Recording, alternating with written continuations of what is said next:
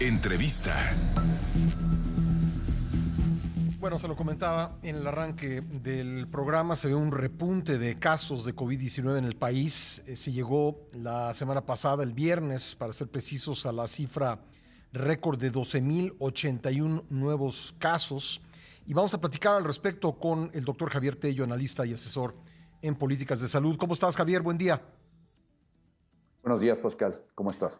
Bien, bueno, hay quien sostiene que, bueno, estamos en un claro repunte de la enfermedad. Hay quien dice que lo que está ocurriendo es que ahora estamos haciendo mayores pruebas y entonces se está notando lo que pues se sabía o se sospechaba respecto de la verdadera dimensión de la enfermedad. ¿Cómo debemos interpretar las cifras, Javier? Como una combinación de las dos cosas, Pascal, precisamente. Primero que nada, estamos evidentemente viendo un incremento en los casos, y es un incremento en los casos que es reflejo de este repunte de las infecciones que ha ocurrido en todo el planeta. En el caso de los países que lo habían controlado, como algunos países de Europa, es la segunda ola famosa o un rebrote, por así decirlo.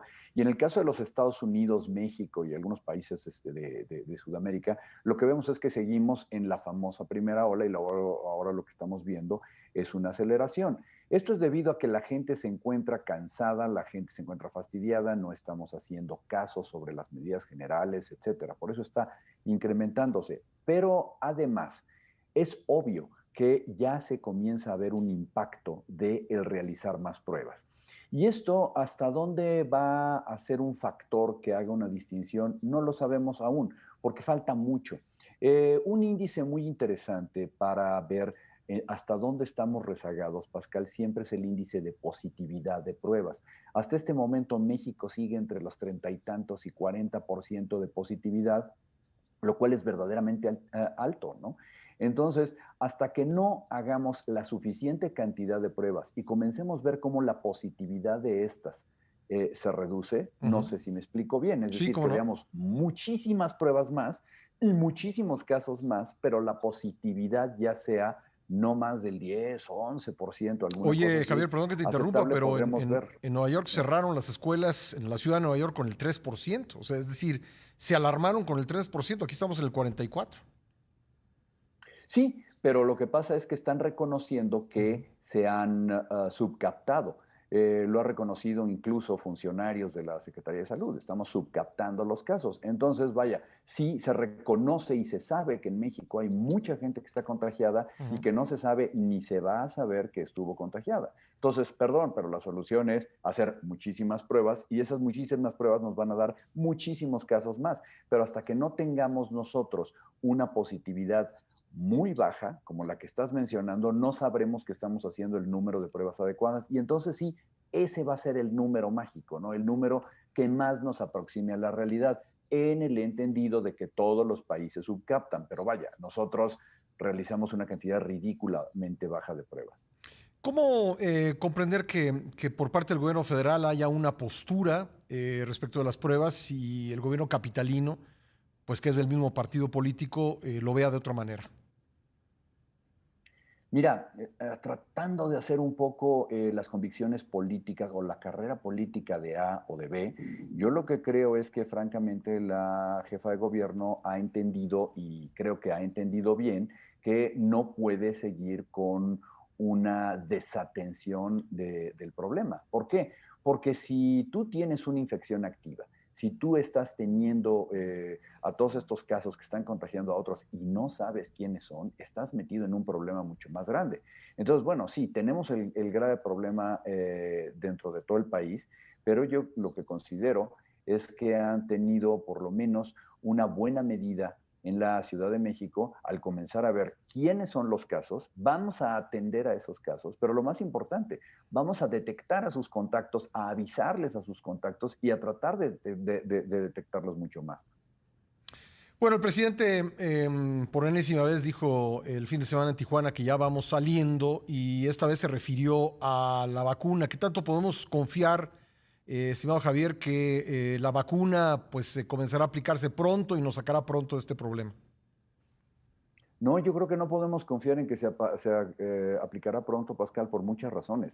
La primera es que solamente hemos visto realmente una eficacia que valga la pena mencionar en dos de estas vacunas. Una de ellas, la de Pfizer, tiene realmente problemas logísticos importantes que, Ujú, aunque nos platiquen cualquier cantidad de historias, pues va a estar disponible evidentemente para los centros hospitalarios más grandes y seguramente para la población de salud. Aquí lo que no sabemos es cuándo la vamos a tener realmente disponible, porque no es una vacuna que haya sido ya aprobada ni en los Estados Unidos ni Europa. Apenas está haciendo el famoso filing, está presentando todos sus documentos para obtener una vacunación de ujú. emergencia. Moderna dice hoy en un comunicado que va a hacer exactamente lo mismo, que va a presentar sus papeles para una aprobación de emergencia. Una vez que los tenga, pues eso lo tomará de referencia COFEPRIS seguramente para dar también una aprobación de emergencia, pero el viernes se había presentado, o el jueves creo, se había presentado los papeles en COFEPRIS para aprobar la de Pfizer y en COFEPRIS, bueno, pues habían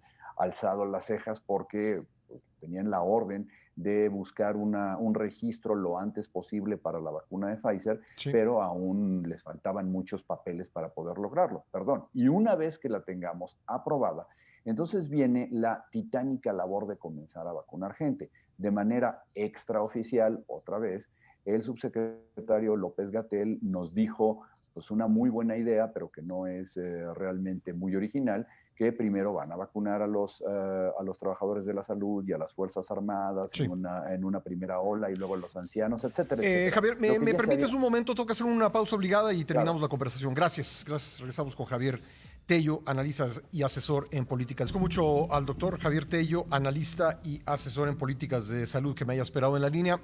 Javier, gracias. Y hablábamos de la vacuna. Me decías en primer lugar que pues todavía no alcanza la aprobación de emergencia en Estados Unidos y la Unión Europea, que eso seguramente COFEPRIS, una vez que ocurra, lo tomará en cuenta para hacer una aprobación de emergencia, pero luego vendrá, me decías, la titánica labor de la distribución y hacía referencia a las declaraciones del subsecretario de Salud en el sentido de que vendrá primero la vacunación del personal de salud, luego de las Fuerzas Armadas, en fin, que no será nada rápido. no, no será rápido. Pero además, yo creo que, y yo sigo insistiendo con esto, lo que todavía no vemos es un plan. Y cada vez que digo yo que no vemos un plan, como que hay gente que se molesta un poco y dice, no, si el plan está, mira, vamos a hacerle así y así y así. Pero hasta este momento lo que tenemos, perdón, Pascal, son unos mensajes un poco ambiguos y mensajes dispersos entre diversas secretarías, ¿no? Por un lado nos dice la Cancillería que la gráfica esta que mostró el Foro Económico Mundial sobre la cantidad de vacunas apalabradas y compradas, y esto no era correcta porque México ya había hecho convenios de precompra, le hace, estamos apalabrados en contratos firmados nada más y solamente creo que le hemos dado dinero a Cancino, a COVAX Uh -huh. para el adelanto, pero nos decía, no, pues que tenemos cerca de 160 millones de dosis ya apalabradas. Me parece muy bien, pero para efectos de la información en el mundo, pues todavía no las hemos adquirido o comprado o dando el enganche o lo que sea. Es decir, no es algo que vaya a estar de manera rápida. Todavía no vemos el plan por escrito en donde nos digan una calendarización a día cero. Todavía no vemos cuáles van a ser las fases de este rollout, como le llamamos comúnmente. No vemos cuánto dinero se va a invertir en todo lo que no sea la vacuna, sino el proceso de vacunación. Y me refiero de jeringas, bolitas de algodón, Uh -huh. gasolina, viáticos. O sea, todo esto todavía no lo vemos. No hemos visto un documento formal que diga, esta va a ser la campaña de vacunación, plan A, plan B, plan C, dependiendo del tipo de vacuna que tengamos. Que en eso se podría avanzar, ¿no? Se podría tener este plan aún antes de adquirir o tener ya físicamente la vacuna. ¿Sabes cuál es el problema, Pascal? Que lo que yo no veo aquí es un verdadero liderazgo. Porque si esto tú se lo estuvieras planteando a, no sé, pues, quiero pensar, al sector privado o algo por el estilo, tú Ujú. ya hubieras encerrado a todos los funcionarios en un hotel, ¿cómo se llama?, en Cuernavaca durante una semana e iban a salir con un documento perfectamente bien hecho.